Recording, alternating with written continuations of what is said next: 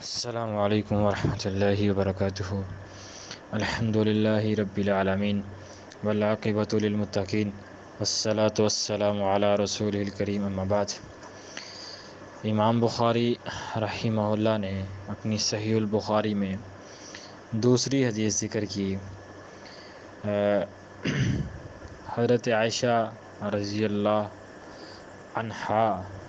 اور ان الحارث بن ہشام، اور وہ بیان کرتی ہیں کہ حارث بن ہشام نامی ایک صحابی نے اللہ کے نبی سے سوال کیا۔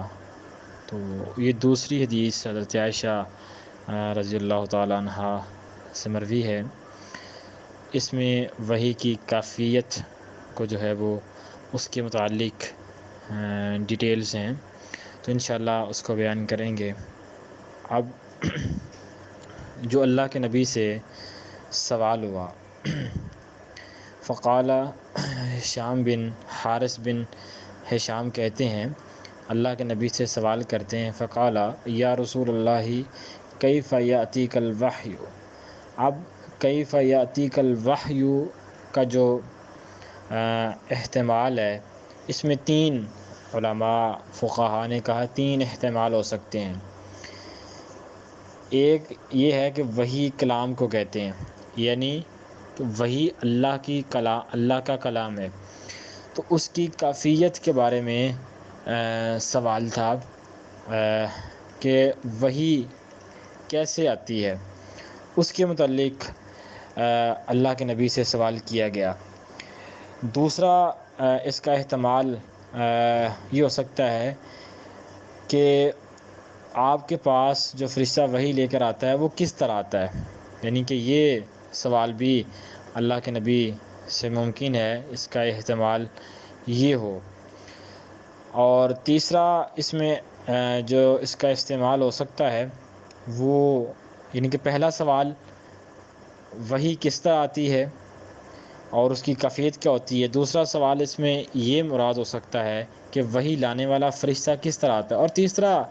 یہ احتمال ہو سکتا ہے کہ جو سوال کرنے والے حارث بن ہشام ان کی مراد یہ ہو کہ جب آپ پر وحی آتی ہے تو آپ کی کیفیت کیا ہوتی ہے، یعنی کہ کیفیت کے متعلق اللہ کے نبی سے سوال کیا گیا ہو۔ یہ تین احتمال ہیں کہ کیف یاتیک الوحی، کہ آپ پر وحی کیسے آتی ہے۔ اب اس میں ایک اقوال ہی ہیں، واللہ عالم۔ تفسیر ابن عادل میں ہے کہ جبریل نبی کریم صلی اللہ علیہ وسلم پر 24,000 مرتبہ جو ہے وہ وحی لے کے آیا۔ تو آدم علیہ السلام پر 12 مرتبہ جبریل وحی لے کے آئے،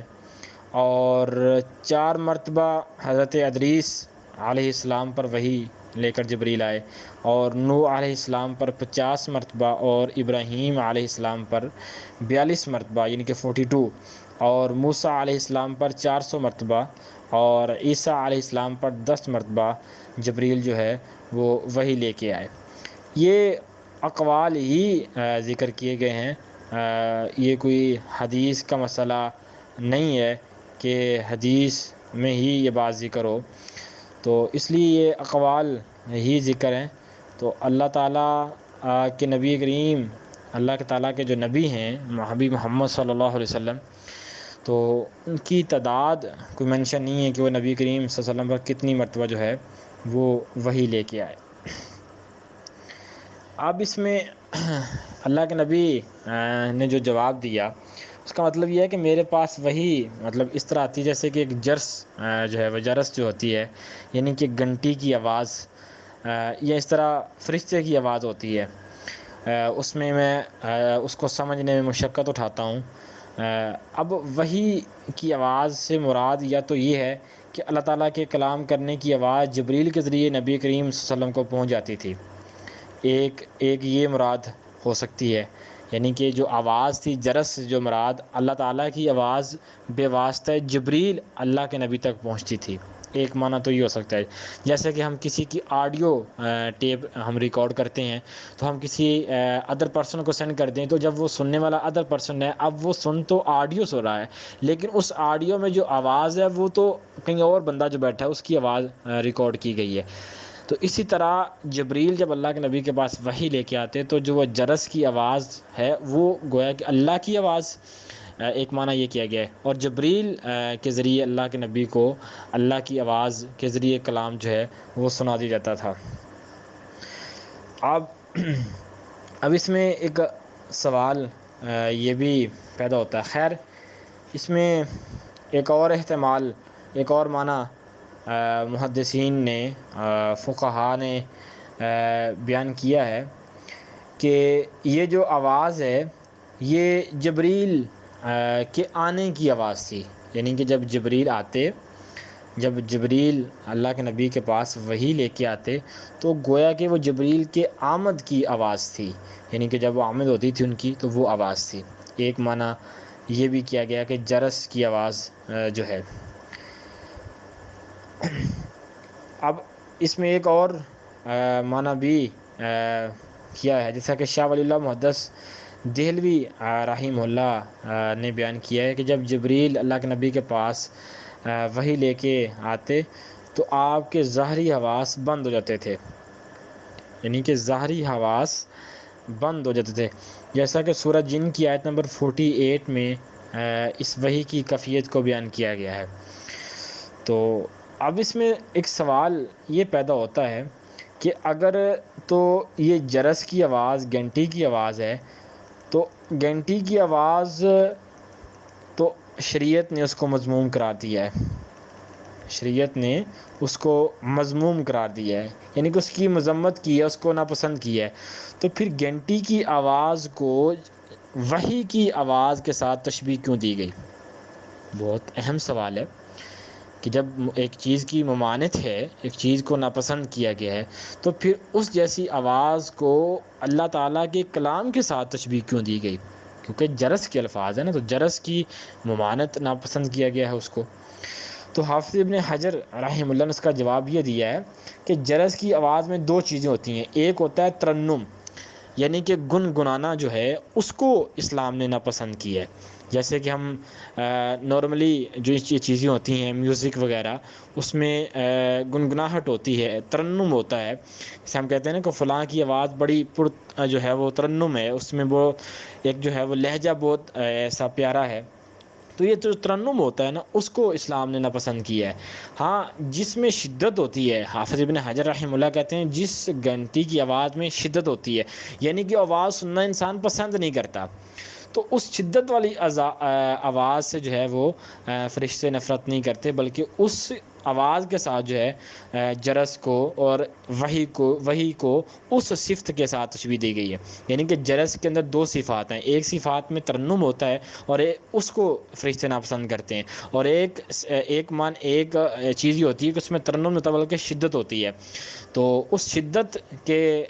ساتھ جو ہے وہ کلام اللہ کو جو ہے وہ تشبیہ دی گئی ہے۔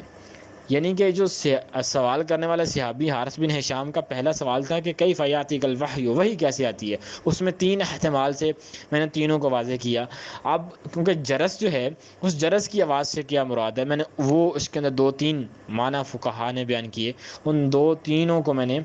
بیان کر دیا۔ اب اس میں ایک اور معنی کیا گیا ہے، اس میں بعض علماء نے کہا ہے کہ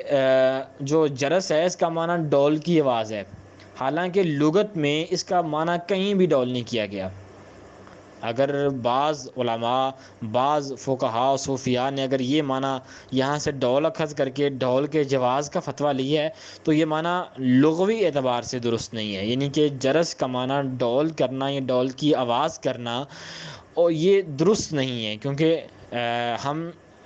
عربک جو ہے وہ عربک لغت ہی سے دیکھتے ہیں، تو لغت میں یہ معنی نہیں کیا گیا۔ اور جبکہ بعض حدیث میں آتا ہے کہ آپ صلی اللہ علیہ وسلم نے فرمایا جب بیٹھا ہوتا ہوں تو سیٹی کی آواز پیدا ہوتی ہے، یعنی کہ میرے پاس میرے سینے میں داخل ہو جاتی ہے، پھر دنیا ما فیہا سے منقطع اللہ کے نبی ہو جاتے تھے، اس کے بعد جبریل جو ہے وہ کلام کرتے۔ تو اب اس حدیث میں یہ جو الفاظ آئے ہیں کہ جبریل اللہ کے نبی کے پاس فرشتہ اپنی اصل حیت میں کیفیت میں آتا، یعنی کہ بشریت چھوڑ دیتے تھے۔ بعض اوقات جبریل بشریت یعنی کہ انسانی شکل میں آتے تھے، اور بعض اوقات جبریل جو ہیں وہ اصلی حالت میں اللہ کے نبی کے پاس وحی لے کر آتے تھے۔ تو اس میں یہ معنی کیا گیا ہے کہ اللہ کے نبی کے پاس جو ہے وہ جبریل اپنی اصلی حالت میں وحی لے کر آتے تھے۔ اب اس حدیث میں جو دو تین چیزیں ابتدائی تھیں وہ میں نے بیان کر دی ہیں۔ انشاءاللہ باقی جو تفصیل ہے، تشریح ہے، ڈیٹیلز ہیں، انشاءاللہ ان کو